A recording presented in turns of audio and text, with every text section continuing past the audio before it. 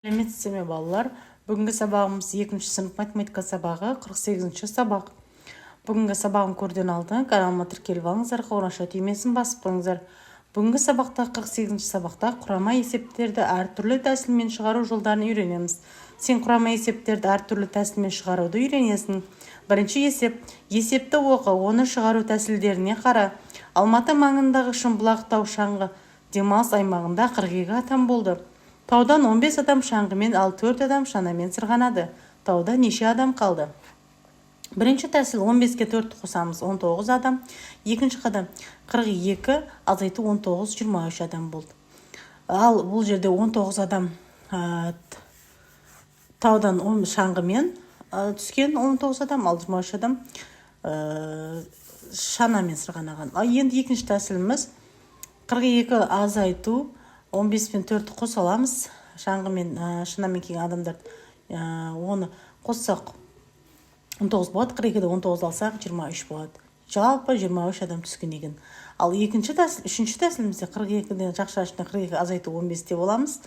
Бірінші шаңғымен ұшқан адамдар алып тастаймыз, одан кейін шанамен ұшқан адамдар алып тастаймыз. Ол кезде де 23 адам болады.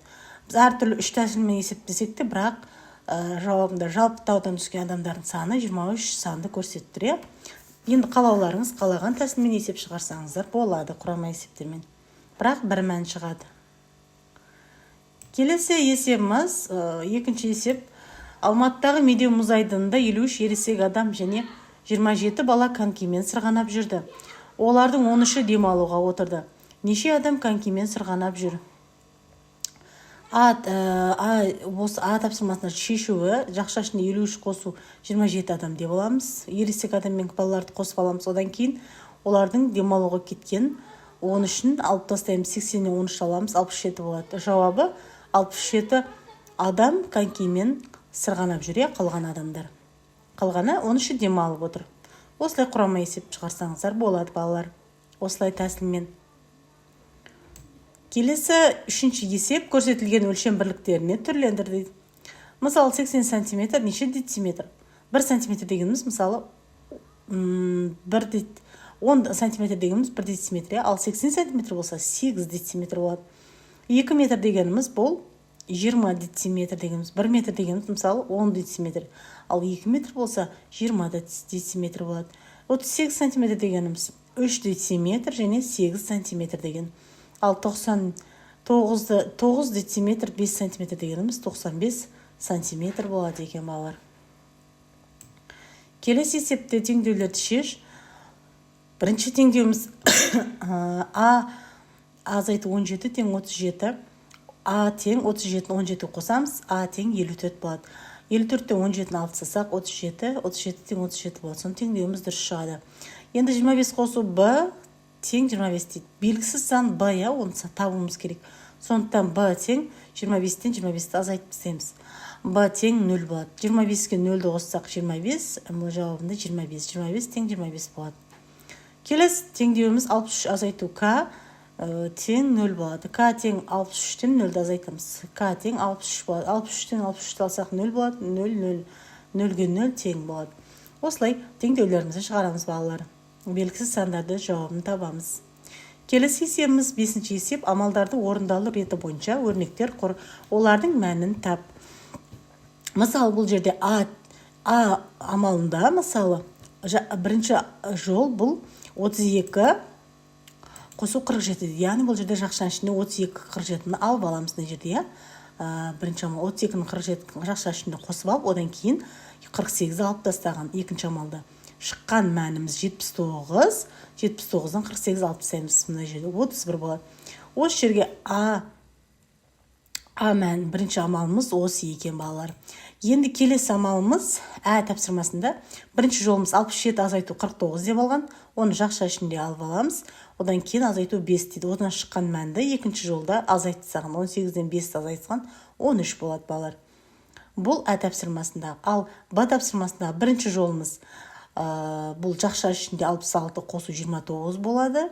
Мына бірінші жол. Ал одан кейін екінші жол 97-тен сол шыққан мәнді алып тастаймыз.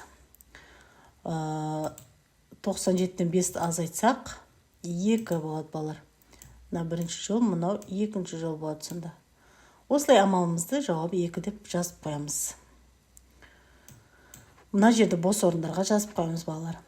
Келесі есебіміз 6-шы есеп. Құрама есепті әртүрлі тәсілмен шығар дейді. Туған жер тақырыбына арналған концертке 7 ұл және 7 қыз қатысты. Олардың 6-ы домбырамен, ал қалғандары жетіген аспабымен ән салды. Жетіген аспабымен неше бала ән салды дейді. Ол үшін шешу бірінші тәсіліміз жақша ішінде 7 мен 8 ұлдар мен қыздарды қосып аламыз. Одан кейін 7-ге 8 қосамыз, 15, одан 6-ны азайтып тастаймыз. 15-тен 6-ны азайтсақ 9 болады. Бұл қалған жетіген аспабымен 9 бала ойнайды деген сөз. Жетіген аспабымен ән салады. Ал екінші жолымыз 7 ұлдан 6 домбырашын алып тастаймыз. 7-тен 6-ны алсақ 1 болады. Сосын 8 қызды қосамыз. 1-ге 8-ді қоссақ 9 болады. Жауабы 9 жетіген аспабымен ән салады. 9 бала. Оқушы. Осымен 2 тәсілмен шығарамыз балалар құрама есепті. Келесі 7-ші есеп жасырын сөзді тап. Ол үшін өрнектердің мәнін өз суретімен қой. Карточкалардың әріптердің құралған сөзді оқы. Бұл сөздің мағынасын қалай түсінесің дейді.